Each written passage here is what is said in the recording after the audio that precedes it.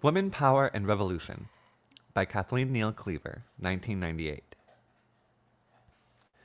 About 2 weeks before I joined SNCC, Black Power replaced Freedom Now as the battle cry. We, young women and young men, who flocked to the front lines of the war against segregation, were contesting the remaining legacy of racial slavery. What we sought to eliminate were the legal, social, psychological, economic, and political limitations still being imposed on our human rights and on our rights as citizens. That was the context in which we fought to remove limitations imposed by gender, clearly aware that it could not be fought as a standalone issue.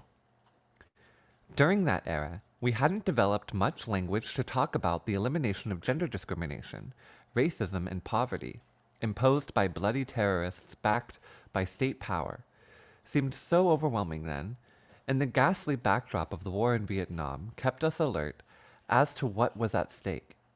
It was not that gender discrimination wasn't apparent. It was evident in the most intimate matters. Separate bathrooms marked colored women or white ladies. It was obvious in the facts that so many schools did not allow women to attend, and that so many jobs were not available if you were a woman.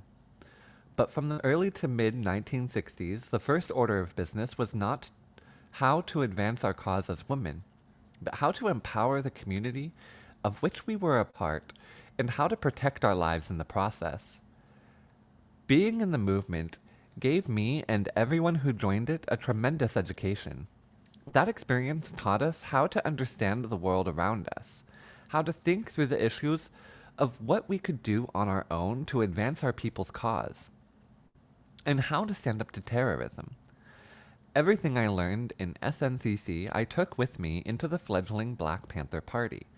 I started working there in November 1967, 3 or 4 weeks after Huey Newton was jailed on charges of killing an Oakland policeman in a pre-drawn shootout. I organized demonstrations, I wrote leaflets, I held press conferences, I attended court hearings, I designed posters, I appeared on television programs, I spoke at rallies, I even ran for political office in order to organize the community around the program of the Black Panther Party and mobilize support to free Huey Newton. At times, during the question and answer session following a speech I'd given, someone would ask, "What is the woman's role in the Black Panther Party?" I never liked that question. I'd give a short answer. "It's the same as men. We are revolutionaries," I'd explain. Back then, I didn't understand why they wanted to think of what men were doing and what women were doing as separate. It's taken me years, literally about 25 years, to understand that what I really didn't like was the underlying assumption motivating the question. The assumption held that being part of a revolutionary movement was in conflict with what the questioner had been socialized to believe was appropriate conduct for a woman. That convoluted concept never entered my head, although I am certain it was far more widely accepted than I ever realized. Nowadays, the questions are more sophisticated. What were the gender issues in the Black Panther Party? Wasn't the Black Panther Party a issue of sexism, etc., etc., etc.? But nobody seems to pose the question that I had. Where can I go to get involved in the revolutionary struggle? It seems to me that part of the genesis of the gender question, and this is only an opinion, lies in the way it deflects attention from confronting the revolutionary critique our organization made of the larger society, and turns it inward to look at what type of dynamics and social conflicts characterize the organization. To me, this discussion holds far less appeal than that which engages the means we devised to struggle against the oppressive dynamics and social conflicts the larger society imposed on us. Not many answers to the gender question take into consideration what I've experienced. What I've read or heard as answers generally seem to respond to a particular model of academic inquiry That leaves out what I believe is central. How do you empower an impressed and impoverished people who are struggling against racism, militarism, terrorism, and sexism too? I mean, how do you do that? That is the real question. My generation became conscious during a period of profound world turmoil, when the Vietnam War and countless insurgencies in Africa, Asia, and in Latin America challenged the control of the resources of the world by the capitalist powers. They were facing a major assault.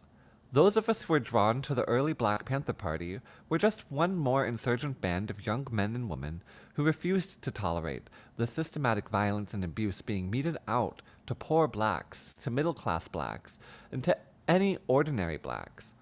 When we looked at our situation, when we saw violence, bad housing, unemployment, rotten education, unfair treatment in the courts, as well as direct attacks from the police, our response was to defend ourselves. We became part of that assault against the capitalist powers. In a world of racist polarization, we sought solidarity. We called for black power for black people, red power for red people, brown power for brown people, yellow power for yellow people, and, as Eldridge Cleaver used to say, white power for white people, because all they'd known was pig power. We organized the Rainbow Coalition, pulled together our allies, including not only the Puerto Rican Young Lords, the youth gang called Black Pea Stone Rangers, the Chicano Brown Berets, and the Asian Iwar Red Guards, but also predominantly white Peace and Freedom Party and the Appalachian Young Patriots Party. We posed not only a theoretical, but a practical challenge to the way our world was organized. And we were men and women working together.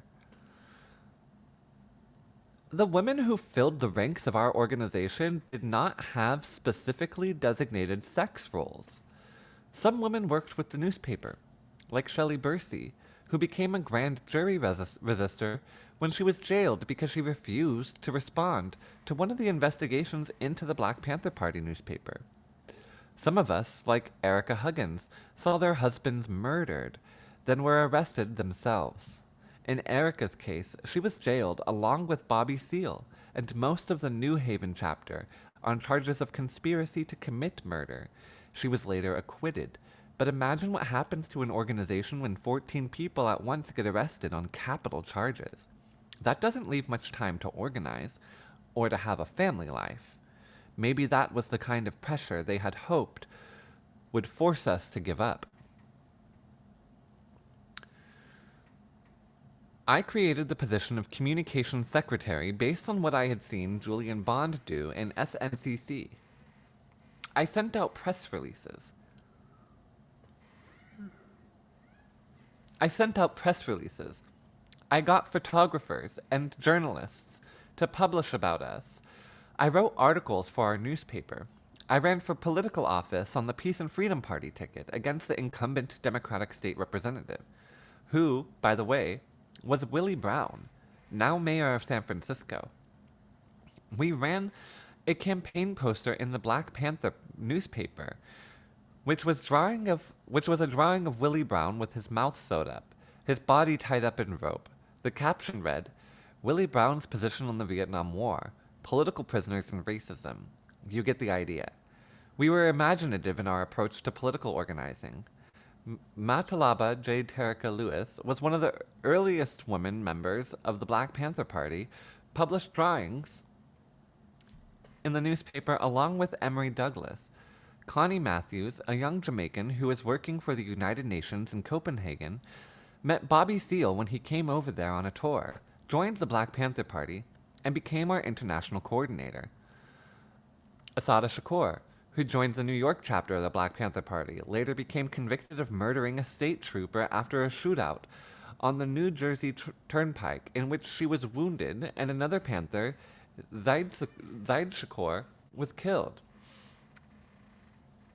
Fearing she would be killed, she escaped from prison, lived underground for a while, and eventually received asylum in Cuba.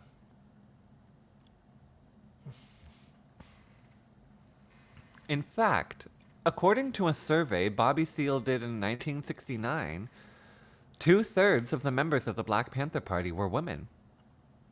I'm sure you are wondering why isn't this the image that you have of the Black Panther Party? Well, ask yourself, where did the image of the Black Panthers that you have in your head come from? Did you read those articles planted by the FBI in the newspaper? Did you listen to the newscasters who announced what they decided was significant? Usually, how many panthers got arrested or killed? How many photographs of women panthers have you seen? Think about this. How many newspaper photographers were women? How many newspaper editors were women?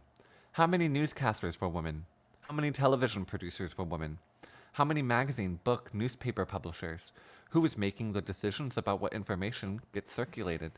And when that decision gets made, who do you think they decide to present?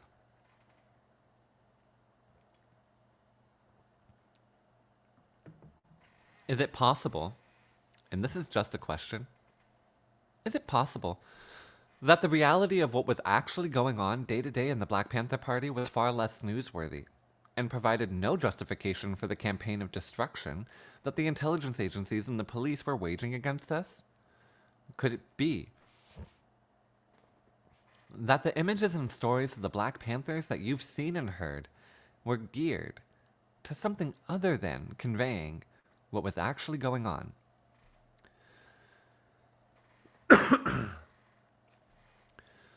What I think is distinctive about gender relations within the Black Panther Party is not how those gender relations duplicated what was going on in the world around us.